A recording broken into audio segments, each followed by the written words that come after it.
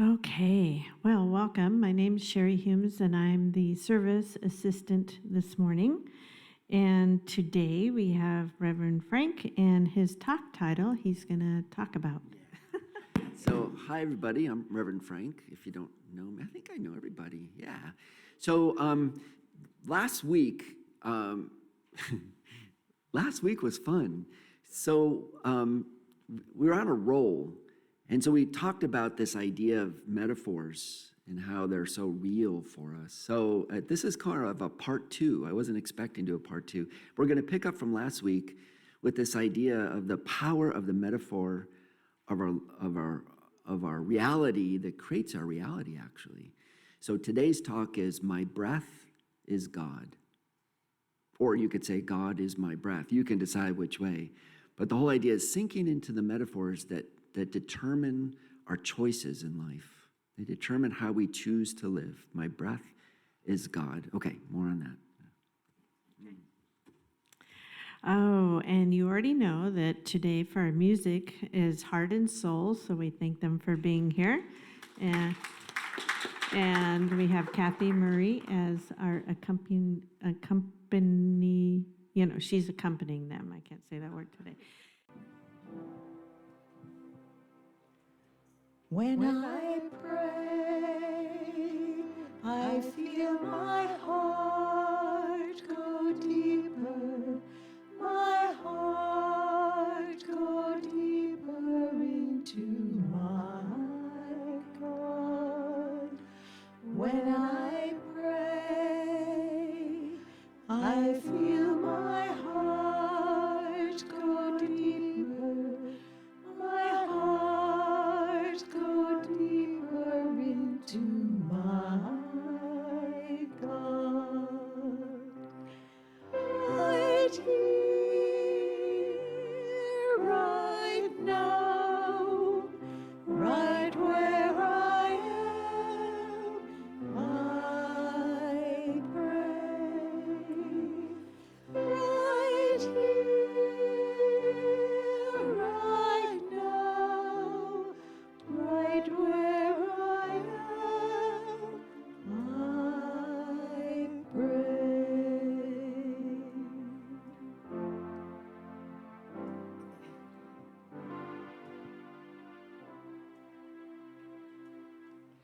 When I pray, I feel my soul go deeper, my soul go deeper into my God.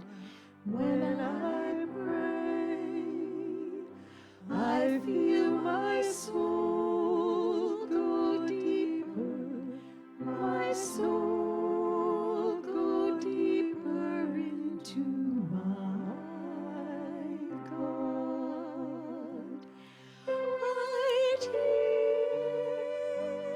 right now, right where I am, I pray. Right here, right now, right where I am, I pray.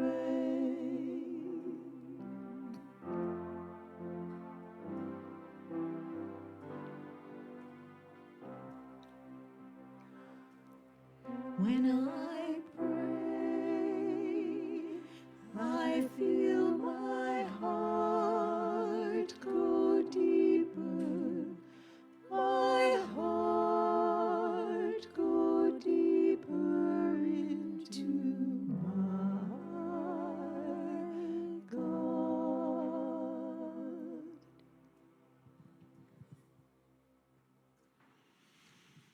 Oh, when we pray. When we join in prayer, you and I can pray throughout the day, but the collective embrace of prayer with others creates a synergy. Take this moment to feel the joining of hearts and minds as we affirm peace on earth, safety and love for every woman, child, and man, wherever we are, wherever anyone is, God is. We send our loving thoughts, peaceful thoughts, to the Middle East, to those on Maui affected by the volcano and lava flow. Take a moment to set your own intention for peace, security, and love for all. In the quiet of prayer, ask and you shall receive. Affirm, I have faith in myself and in Spirit Divine to cope, to thrive in any situation. I am open to possibilities as I embrace life unfolding.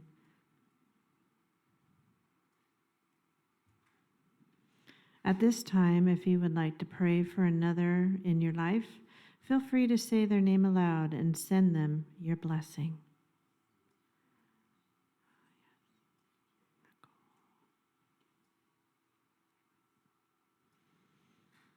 And now, as we continue into a time of meditation, I'm going to begin with reading a poem by Teilhard de Chardin. And then after the poem, we'll have time for contemplation.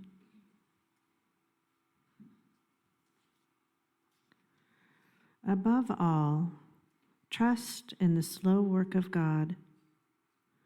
We are quite naturally impatient in everything to reach the end without delay.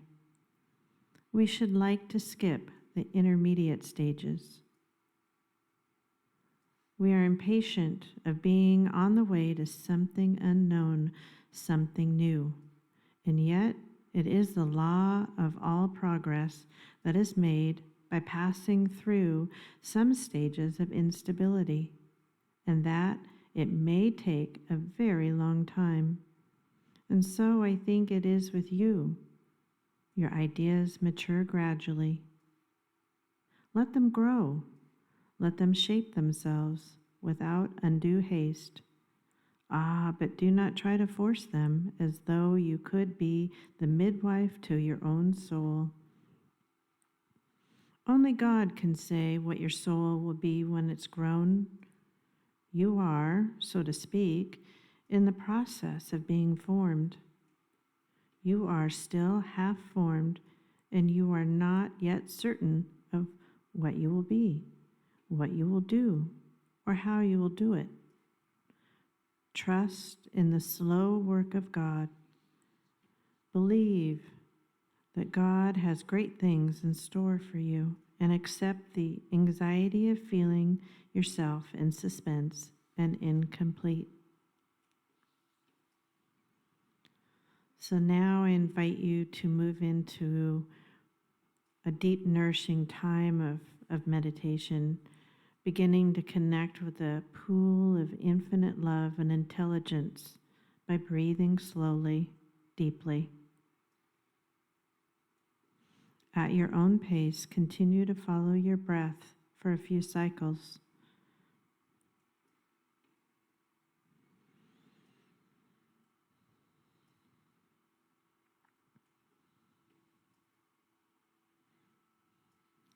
Meditation opens our minds and hearts to the canvas of our soul, the canvas of you unfolding. Slow and sure, you co-create with God.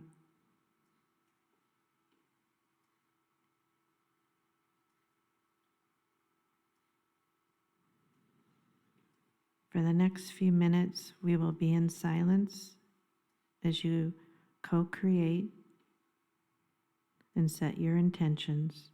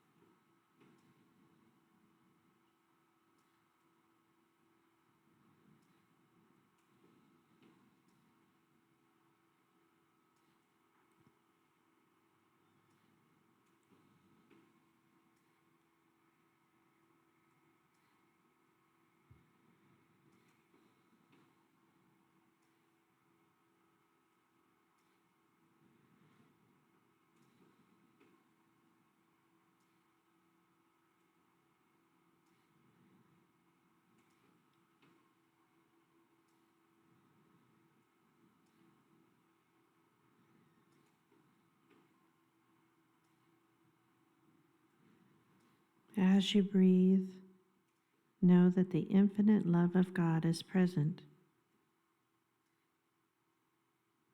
It's okay if you're not certain yet of what you will be, what you will do, or how you'll do it. But since you've asked, it is given. Since you've pondered, it will develop. Breathe in.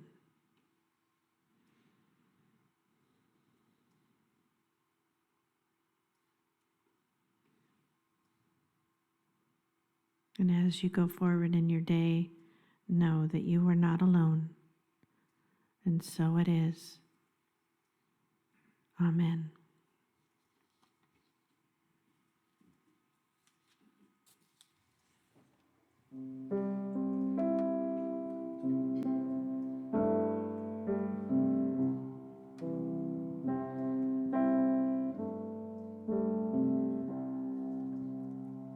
I will surrender to my greatest, highest good.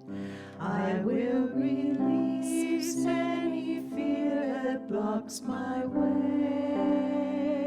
For every step I take is taken in pure faith, and I am stronger every moment, every day.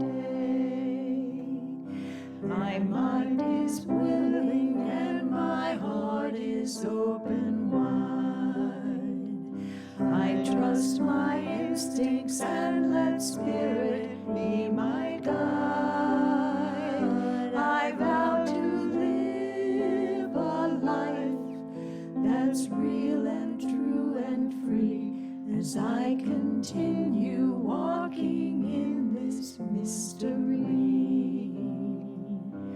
There may be walls, there may be roadblocks in my way, but I can choose to take a higher path each day. And now I know that what I thought was safe and sound was only habit and regret that held me down.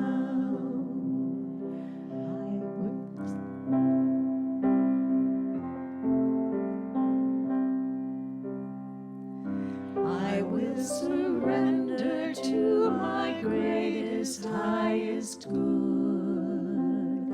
I will release any fear that blocks my way.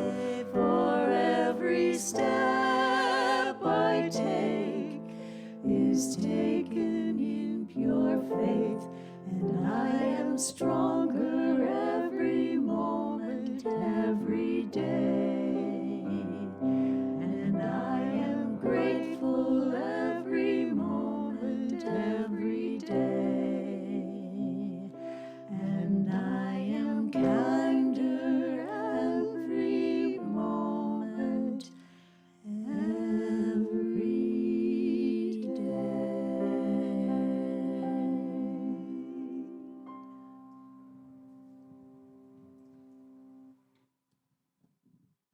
Here's a metaphor for God.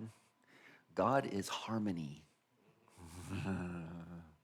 I like that one. God is harmony. Last week, I want to piggyback on what happened last week. We talked about God as metaphor, what the metaphors for God, I should say. And the genesis of that was this idea that way shower, Jesus, talked about God as Father, Abba Father, a close relationship with his Father principle. And we talked about why that was and why that made a lot of sense.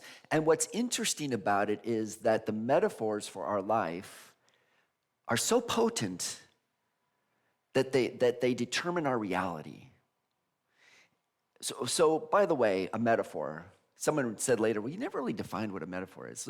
Here's a simple definition. A metaphor is taking two things that are totally different and smushing them together, and somehow that makes sense. Two things, totally different, and somehow they make sense. He's got a heart of gold. Now, if your heart's really gold, you're in trouble, right? But you all know what that means, right?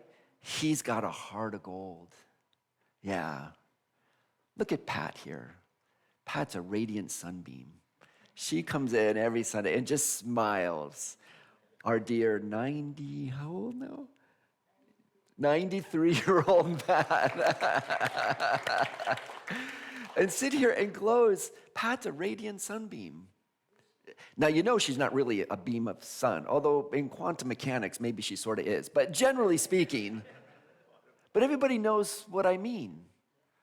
Life's a box of chocolates. You'll never know what you get.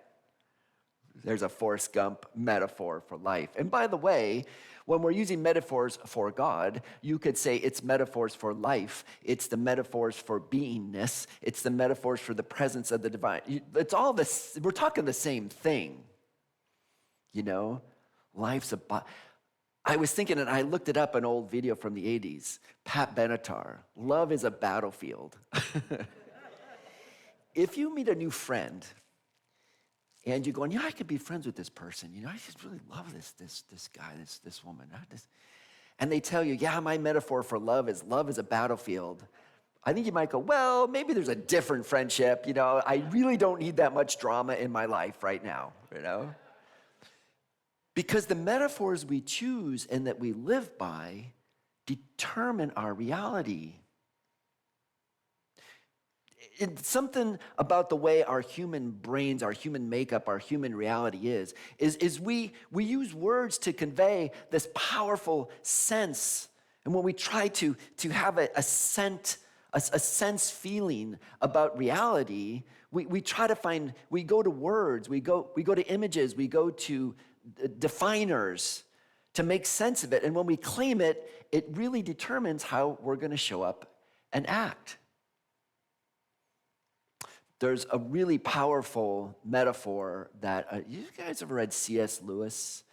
Wrote a book called Lion, the Witch, and the Wardrobe. Everybody remember that? I mean, talk about that book. Christ is a lion. The Christ energy is a lion.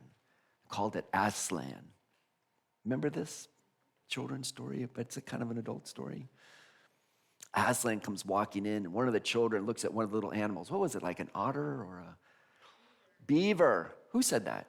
Good job, beaver. Diana and I this morning said, what was that animal that the kids were saying? It was a beaver. And the kids kind of go back and they see this lion walking up. It's Aslan.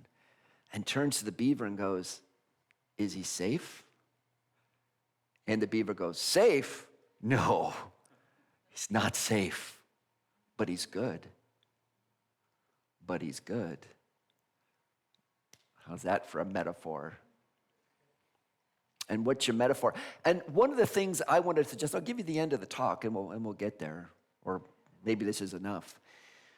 What I want to suggest is that, and what I have found for myself, is that we're all holding on to metaphors. Right now, we have them, and I want to suggest to be a little loose about the metaphors for the divine you have, and allow the possibility that new metaphors are yet to emerge for you. Let's allow that possibility that new metaphors may emerge for you. So that's the conclusion of the talk. So let me go back a little bit. Why? Well, and I mentioned this last week, that this powerful metaphor that Jesus uses was God is my Father. Now, the Father implies a material thing, and the divine is not a material thing. It is an isness, a presence, a beingness. God, if anything, is a verb. The deep connection to the divine is a connection with something that exists in a state of, if you want to think of it this way, a verb, an isness, not a thing. We use images of things to start to make sense because, we live in a material world and we like things. But God's not a thing. God's is an energy, is a vibration, is a presence, Fillmore's, they had these images. This is the beautiful Charles and Myrtle Fillmore, these metaphors that they use. And they use two types of metaphors, two types in the unity tradition. And you got to put them in the historical context. They could see, as people that were living into this energy of a Christianity and this energy of the Christ presence. And they saw that a lot of the world was saying, sort of like Descartes, I think, therefore I am. It's all about my thinking nature. And they were understanding the world through an energy of rational thinking process.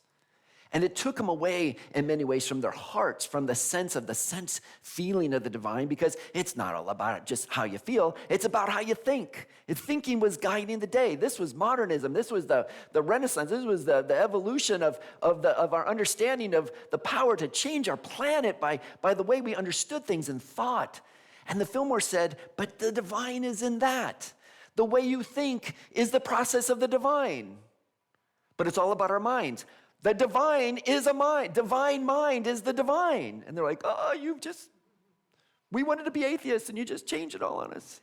Even that is divine. Even that is sacred. Even that is holy. All of it. This sort of beautiful way. So the Fillmores were very much saying the divine is mind, divine mind, the principle, the God is principle. Everything that is and the reason it is and the way it is all comes from this principle, this divine principle that unfolds and emerges and evolves into the divine presence in all things. So that was sort of the impersonal side of things. And then on the personal side of things, they said every part, every power, every principle, every sense of your being as a human being in your body is divine. Love is a metaphor for God. Oh, I have life. Life is a metaphor for God. I have imagination. That's God too. It's like everything. I have will. That's divine. It's like everything I do is divine. Yes. Every part of us, and it's embedded in our incarnate nature, just like it was for Jesus, in our incarnate nature, when it's, and the suggestion was all those aspects of us, and you can think of all the 12 powers, our faith and our understanding and our imagination and our will and our power and our zeal and our life, our love, our life, our order, our wisdom, our strength, all of that is a metaphor for God enacted, empowered through our bodies. It's all the divine in play. And they said, what do you call that? And they go, I don't know, unity. It came to Charles Fillmore in a flash. It's one aspect. Now, of course, the question comes up, how do I know that all those, and I say it's always says, well, how is it aligned with the divine? How does that happen? How do we know that the way I'm feeling and thinking and believing and aligning and the metaphors I use are coordinated with divine metaphors? That's a question, and I want to sort of suggest a way of doing that today, so that we know. Well, I have this metaphor of the divine. Is that a metaphor that works? Is that one? And I want to suggest to you two pieces now, and we'll get to the end here. Two pieces. One, and it goes to the poem that Shari read from Teilhard de Chardin. And I read it again, but it's essentially, and she just read it in the thing, but it's this unfolding nature. We're impatient. We want to be on the way. We want to get to something. No, we want it to be known, but something new is emerging, something new. And by the way, you might go through some stages of instability where you're going, I used to have this metaphor for God, this image of God, this way I used to think of it. And now, how can we say I'm growing? And by the way, and of course we have 93, but whether, you think, well, this image, this evolving image, that's for someone who's 20 or 30, because they still got, no, it doesn't matter if we're 50, 60, 70, or 93.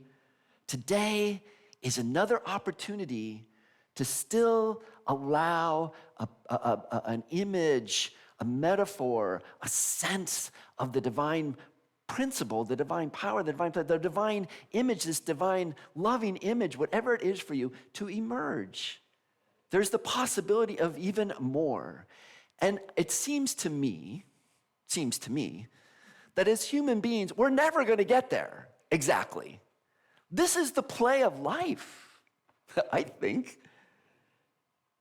Teilhard talks about that one of his images, Teilhard Chardin, images of God, is eventually reach what he called the omega point, where all the various possible pieces come together into one final Christ energy, universal Christ, cosmic Christ presence. And we're all going to emerge there in the end. But in the meantime, we're playing with all these various expressions of the Christ, the various expressions of life that are moving and emerging and evolving to that one sacred point sometime in the future. We don't know when. And he called it the omega point, the final confluence of all this beauty, all this unfolding, where the cosmic Christ finally emerges as this one connected and eternal being.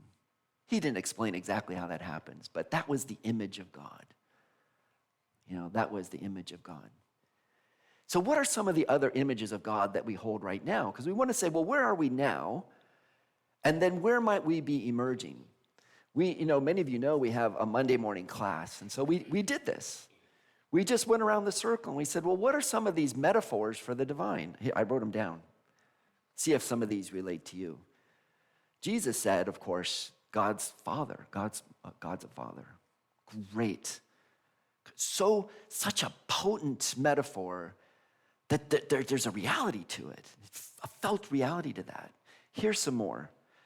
God is an ocean, and I'm a drop in that ocean. God is the supreme ocean. I'm a drop. God is the candle in the dark. God is silence. When we go to the silence, isn't that funny? Another person said, God is the all. It's the everything. And then the next verse, here's these paradoxes. God's the silence in the no thing. God is the all things. God is the no thing.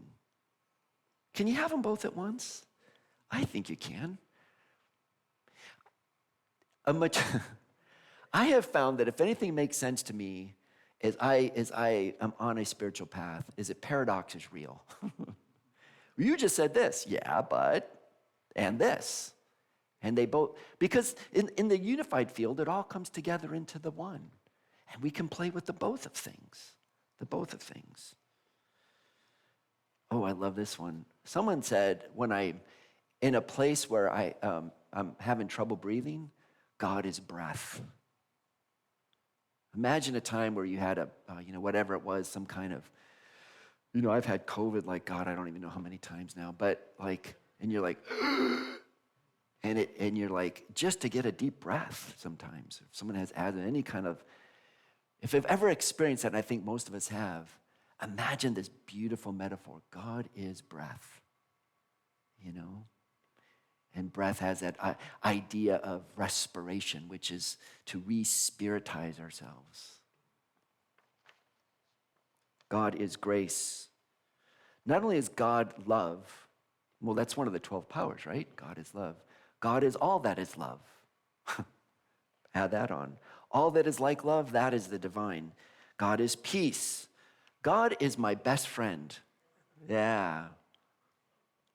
I don't know if you can be best friends with principal, but I think you can.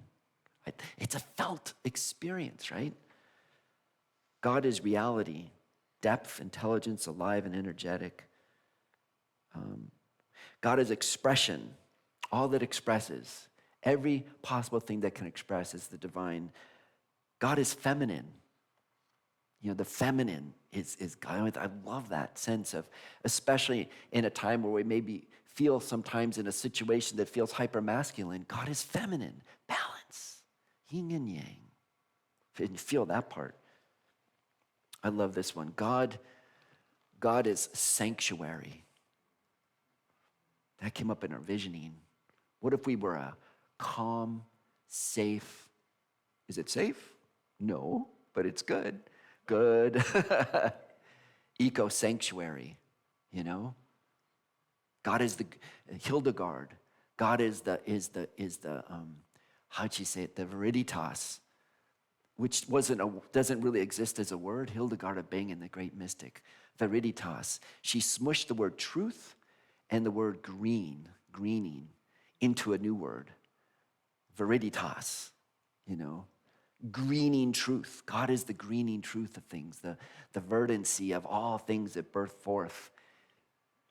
And so we stick with tail hard for a second. And if you find that these images, like an image that Jesus would have used, works for you, use that. The suggestion was God is Father. Does that work for you? It works for me, and it's potent, especially in his time and his place and his culture. Why? I'm the eldest son, and I adopt all there is of God, and that's the energy of the I am that I am speaking from. As the child of the divine, that I am consciousness is within me, and it's in you, by the way. Use it. Use that. Whichever metaphor is the one that emerges for you now, feel into that, but also recognize that it's determining how we act. And I look at what's going on in the world and I go, what's your metaphor of God that had you choose to do that thing? What's the metaphor that's plain that had you choose to do that thing? I ask it of myself. I can ask it of not only people, but of communities and of countries. What metaphor for God is playing here? Charles Fillmore talked about this notion of the three, and it's still pretty valid psychologically. You can think of it this way. Jung would say it a little different, but he said there's the conscious awareness that we're at, and there's the subconscious that is working in us, but we haven't seen, or do we recognize that there's some energy underneath the surface that's informing how we choose to live our lives? You could see that in Jung and psychology, I'm sure, yeah. He added another thing, the Fillmores added another thing, the New Thought teachers. There's what they called the superconscious. The superconscious. Isn't it funny? I always go up and down, because we stand upright in a planet with gravity, so this is what we do. But it's not up and down, but you know what I mean. The superconscious is the energy of the divine input. And what the Fillmore said is that divine input doesn't come from the superconscious into our conscious mind. It doesn't work that way. They suggested that the superconscious, this input, this divine energy, this divine vibration, this divine signal, if you will, that wants to manifest in our life, works through the subconscious and then rises into our conscious mind. So to get there, we have to go to the place of our subconscious to hear the superconscious mind. Well, how do we get there? Meditation, art, journaling, spiritual yoga, all the spiritual practices where we allow silence and energies, Reiki, to come through from the superconscious to the unconscious. And when we look at pictures, I know you've probably done this, what we see in our conscious mind is like the tip of the iceberg. And I always love these pictures where there's this iceberg and there's this big ocean liner, right? And then the bottom of the iceberg is like ginormous. It's a big field, the subconscious, that the superconscious works through. So it comes through in our dreams. We do dream work. That's another way. I was sitting there the other day, and I was thinking about these metaphors for God. And I don't know, it was Monday night after our talk in the Monday class. And I had this dream. And in this dream, I'm just standing there in this field, and there's a giant rock, and this stone, like a giant disc, rolls away. And out comes this male and female lion. And I'm over by a rock, so I turned around the rock, and I'm like, okay, bears, you run, and mountain lions, you look big, are you playing a pop? What are you supposed to do when two giant lions are walking to you? Is it run, hide, fight? What was the rule? I couldn't remember in my dream what I was supposed to do. And tell a joke. Yeah, when that male lion said, I wasn't thinking, show these two lions, and I turn around, and this male lion walks right and puts his face right in my face. And I jumped up on the rock, and I'm ready to run. I'm I'm not gonna run away from this lion. Is it safe? No, it's not safe, but it's good. Boy, that's that. And I woke up on that dream. You know, we go into our subconscious, and by the way, my metaphor with God was harmony and silence. And I didn't have lion on my pull-down list. I do now. You know what is catching our attention? What are the metaphors of God that want to wake us up? And it emerges. It doesn't happen all at once. It's a slow process. Kind of like, you were wondering why I had these up here. Kind of like this piece of art. So this, by the way, is a piece of art that anybody in this room is welcome to work on. And we've been doing it like on the Friday nights, first and third Friday night, we sit down and we're working on this piece of art. And it basically was about 50 magazines where we tore out pictures, and it's like, here's red, here's blue, here's white, here's green, and we put them into piles.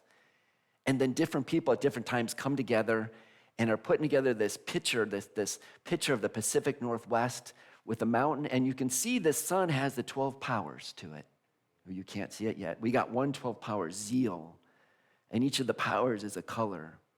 And this piece is gonna go right in the front foyer as you walk in on the left on that big wall. And I wanted to show it midstream because it is a great metaphor for how things emerge. And I can remember 2 different nights I was with Diane and we were here, we were ripping up pieces of magazine. And Malin says, yeah, you put them all down and you glue them on, you make a picture. I'm like, are you sure? Does that really work? All I'm seeing is a mess of things. And slowly but surely, you see we even have the front doors to Unity. You can't work on those, but you can work on everything else but those. Deborah told us, it's my door. But anything else is open. And it's sort of a great representation of these metaphors, and we think we have them, but new metaphors emerge. New ideas come forth. New possibilities are still left. And it doesn't matter if we're 3 or 30 or 90 or 93. In this journey of our life, let's stay open to what else is yet to emerge. And it's there. Like Spirit is talking to us, like, I got another metaphor for you. Another piece of this emergence towards this cosmic Christ consciousness. Stay attuned. And how do you check? Let me just end on this. In these metaphors that come forward, how do I know that my metaphor is like, is this a supportive metaphor? Or is this one that's maybe taken me in a direction that's destructive or not supportive or not transformative? And I want to suggest a sort of like a triangle or three stools. 3 stools we sit on. And the first stool is I say, trust your heart. Trust your heart. That divine flow, that divine breath that comes through our subconscious, in our journaling, in our silence, in our meditation, in our singing. For me, it's oftentimes in the shower or it's out on a run. I'll be out in the woods running and I'll just stop and go, ah. Joy and I call that runitating. We'll go runitate. Go, Joe, let's just run for the next 5 minutes. Let's not talk. Let's just run and hear our breath, and see what comes up. That Joy, man, I'd runitate with her, and consistently she'd see foxes. Yeah. She would, Dad, foxes. I go, again, where? She was right there. There's 3 foxes. And I would stare in the woods. I wouldn't see any. And finally one would flick their ear. And then they'd all come into view. She could always spot foxes. We'd runitate. And we'd see the animals right there in the woods that we otherwise maybe would not have seen. So we trust our own heart. We trust our heart. The second stool I want to suggest is community. You know, when we have an idea of this metaphor and what it might be, we take it to our friends in spiritual community, like Monday morning or Tuesday morning or Wednesday after service or a lunch or a break or whatever, you know, at a group or post-Reiki or whatever. Did we get together and we say, I had this image, and we talk about it. Because we need each other to give feedback on what we're seeing and how this might work. So we look for groups of spiritually minded people who can give us some feedback and talk to us. And the third chair in this triumvirate is use your tradition, or traditions in our case, since we're at unity. Does this metaphor for God, does it align with Jesus' Beatitudes? Does it align with being a peacemaker? This metaphor for the divine, does it align with being a peacemaker? There's a good question right there. Peacemaker, blessed are those. Blessed are the peacemakers. For the meek, yeah. Does it align with love? In the Hebrew scripture, does it align with the teachings of Elijah or Elisha? Does it align with the Tao? The unfolding of the oneness that the Tao teaches? In Buddhism, what does this metaphor that I came up with and maybe my community feels good about, what would Thich Nhat Hanh say about it from a Buddhist tradition? You know, use tradition. We have a wealth of a download from these traditions. And we have community we can support. And we have our own hearts. Let them dialogue. In Buddhism, it's not my tradition, so I say this lightly. Anyone deeper Buddhist can weigh in, but it's the Buddha, that inner knowledge, that inner wisdom, the Sangha, you know, the community and the Dharma, you know, the law, the deep truths that have been written and shared over millennium, the Buddha, the Sangha, the Dharma. Let them speak to each other. See if our metaphors align. Sometimes, well, this is my metaphor, and I'll put in this one, just from our perspective, from our community, and our unity, which is not division, which is not you're over there and I'm over here and we're going our separate ways. In unity and unitive consciousness, we're moving toward embracing the love and the sacredness of all, of everybody, of all people. I thought I saw a picture of these children, you know, who knows, orphaned in Gaza, reaching for food, hadn't eaten in a while, and trucks coming in and trying to feed these children. And I thought, what is the metaphor for God that's in this iceberg underneath, that's operating in our consciousness, that we think that's a good idea, that we think that allows with the sacredness of us? And I look around and I go, what is so the question is, what's my metaphor of God? And then I'm curious, what is the metaphor for God that is playing in our corporate consciousness that allows us to act the way we act? Because there's a story there, there's a belief there, there's a sense of, well, this is the right thing to do. Where's that coming from? Where's that coming from? And so much of it is just the story we're telling ourselves and the metaphors that we're telling ourselves. So let's get clear on our own metaphors. Let's get clear on the metaphors that are running our individual lives. Let's get clear on the metaphors. Let's start right. As a community, when we meet together, what are the metaphors that are determining how we're going to choose to speak to each other, how we're going to choose to work with each other, how we're going to choose in the end? And usually if it's I win, you lose, you're probably missing it. We're probably missing it. Because in unitive consciousness, how do we all find the place of peace and harmony? Harmony, there's that harmony again. And harmony.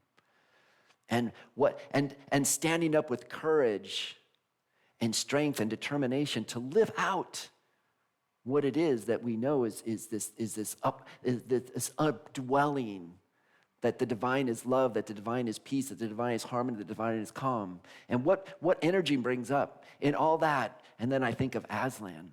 I don't know why Aslan's up, because I had that dream. And God is a lion, powerful, and wants to bring a sense of peace. Is it safe? No, not safe. But it's good. It's good. And there's one presence, one power active in the universe and as our lives. God is good, omnipotent and present in all things. There's a metaphor for the divine. Just go to our principles. And if we really believe that, yeah, how do we act? How does that show up? Yeah. Are we good? We're complete. Yes, yes.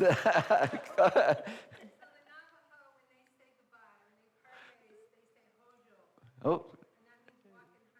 Walk in harmony. She said when the Navajos say goodbye, they say to each other, Hojo, which means walk in harmony. Walk in God, yes. Yeah. Amen. Amen. Okay, we're complete.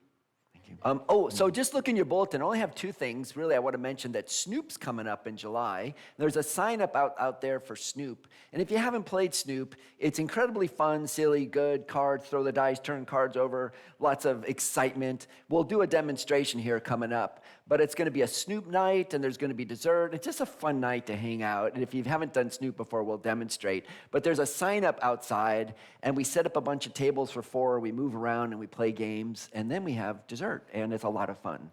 And there's prizes and raffles, not to be missed. So anyhow, look at your calendars, and feel free. Please sign up if you want for Snoop so we know how much dessert to get and how much is set up. The sign up is out there. And the other piece, here's something we've actually, so two things I want to tell you that part of our a process that we did on our visioning process, we've talked about this before, was that one of the things was like, let's explore, this came out of the visioning, let's explore tempos of Sunday service, up tempos and down tempos, and experiment with different tempos. I mean, everybody was really grateful for what we do, but there's various, we can expand the form a little bit. So a few weeks ago, we did what we called a contemplative service. How many of you were there with the candles were up front? Yeah, okay. And that got, I found that to be quite profound myself. A lot less talking, a lot more silence, and we were just experimenting with form. And so what's fun about getting into the mode of contemplative service is it opens up, it's like that, what's underneath that can come up from the subconscious in different ways to explore our hearts. And silence. So living in the Pacific Northwest, we know that there's this little bitty window where we get to go outside and can sort of trust that it's not going to rain on us, probably. It turns out that probably. Next Sunday, at least right now, is the low of 57 and a high of 71, 72. In other words, it's going to be a nice Sunday. So we've mentioned this before, and here's what we're going to try to do. We're going to do it. We're not going to try to do it. As Yoda would say, there is no try. We're going to do it. It's going to be an outside service over here on the west side, that big grassy knoll. So here's all that you need to do. Bring out 3 things: a lawn chair, a coat, and a hat. Okay, repeat after me. Lawn chair, coat, and a hat. And the reason is, when I was over here at 10 this morning, 3/4 of it's in the shade. We can go out right now and see. I bet half of it's in the shade. The other half's in the sun. Take your pick. You'll be able to sit where you want. And right now this morning, I mean, and if you're watching online from anywhere in the Midwest, I got a fleece on, sorry. I know it's 105 degrees in Chicago today, but it could be, you know how it is. It could be rather cool in the morning. So whatever it takes for you to feel comfortable. I don't remember there's many bugs out there or many things that are too much of a nuisance. Jay Scott worked really hard. I can't even use the words, but a bunch of these little machines with antennas, he stuck them on chairs between here and the spot, and somehow was able to get his signal to jump across, and we can have it filmed live. If you want the technical details, talk to Jay Scott. These little machines with antennas, they worked. Thank you, Jay Scott. So we will have a live service. We'll be able to do it. And it'll be a little bit down-tempo. It'll be a contemplative service. In other words, there's going to be a lot of time to listen to nature in this service. But we have some things to share with you as well. So remember, and here, let me ask you this. If you have more than one lawn chair, bring them all. We have 6. Because no matter how many times we say, bring a lawn chair, a coat, and a hat, we'll get here and go, oh, my lawn chair. So if you have more than one, bring them. We can also bring a lot of chairs over there, but they don't sit as well in the grass as your lawn chair will sit. We've never, to my knowledge, had an outside service at Unity of Bellingham. So we're gonna play and we're gonna experiment. Oh, if you want to bring a blanket and just sit on the ground, you can do that as well. That's possible as well, sun or shade. And by the way, if you feel like you're not necessarily super stable on your feet and you feel like, I really don't feel comfortable walking around the grass, that's fine. We're gonna make it so that the edge of the service will be on the asphalt. So we'll put some chairs on the asphalt for people who really don't want to get into the grass or don't like being in the grass, or maybe that doesn't work for them, okay? Any questions on that? Or let me ask a different thing. What would be something that you could see, yeah, but if we have an outside service, you know, this could happen that wouldn't be good. What could you imagine? A what? Oh, a fire truck. There could be distractions. There will be distractions. That's okay. Distractions are a good part of a practice of staying present. What else could you see that we could make it? Because I want to be sure everybody who wants to come can come, and there's not something that makes them feel like, oh, an outside service wouldn't work for me, because how can we support you to show up and enjoy a service in the outdoors? Yes? Too cold. Yeah. I don't know if it'd be too hot. It's going to be 70 at 2, but in the morning it could be 57, 58. Well, that's that low. So it could be mid-60s in the morning. Are we good with blanket? Oh, thank you. Bring a blanket. Imagine, yeah, I'd love to start a campfire. I think we're in a no-burn system. The big reason I don't want to do a campfire is because then you're sitting there and it's all cozy, and then the smoke starts blowing right in your face. Yeah, so we probably won't do a campfire. But Oh, there's those things called fire bowls, though. Fire bowls. Deborah volunteered to bring a fire bowl. Yes. Oh, we're gonna have a fire. I don't know what a fire bowl is, but we're gonna have one, right? It's just a big. You put logs in it. It's a live fire. Propane fire bowl. Okay, we're gonna have a fire bowl. This gets better and better. Anything else you want to suggest? We've never done. We're co-creating the service as we speak. Anything else you can think of? If you could, yeah, Kurt. You guys talked about the volume, making sure that the volume is equal. Yeah. We'll talk to J. Scott, but he brought his speakers out there and they were pretty loud. I think we'll be okay. Yeah, David. Coffee and cocoa. Oh, we will have coffee. We'll probably roll back over here for food after service over here. Do you think, Rosemary? We're not going to bring all the food out there. Marshmallows? Oh.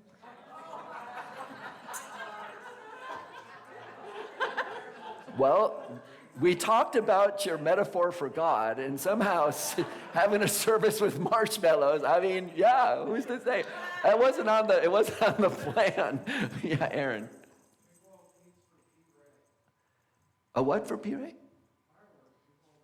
Fireworks. Okay. Yeah, the fire.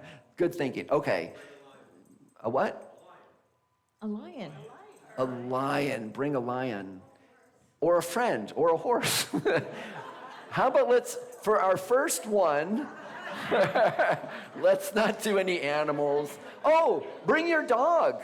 Bring your pet. Bring your dog. We're outside. Bring a dog. Yeah, okay. This is a great, hope can be outside, right? Yeah, if you want to bring your animal, that's fine. Maybe there's someone who's never been to an outside service before. When Diane and I were in Massachusetts and we were driving back through Maine, it was Maine, we were down this side street, and we went by this big church, and outside it had this huge tent with like 50 chairs outside, and we went, oh, that looks good. Why not? So let's co-create, and let's just roll with it, and it's going to be a contemplative service. So the idea is we're going to be together outside in a beautiful Pacific Northwest morning, and we're going to pray together. And we're going to allow nature, the divine through nature, to speak to us, as it always does, but maybe just with a little bit more intimacy, okay? So outdoor service next Sunday. Yeah, good. Oh, and one more. Shari had an announcement too.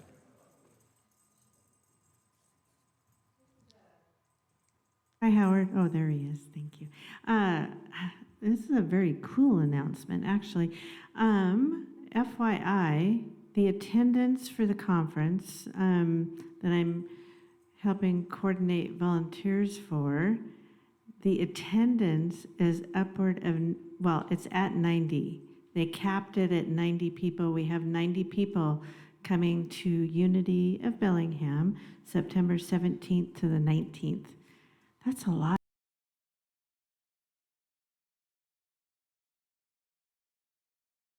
Communicate with you about how you can help. And many of you have stepped forward already, but what I'll do is I'll write a little blurb in the weekly newsletter that goes out electronically, and I'll have my email address and phone number on that. More information to come, but I think it's going to be all hands on deck. So that's what I wanted to say.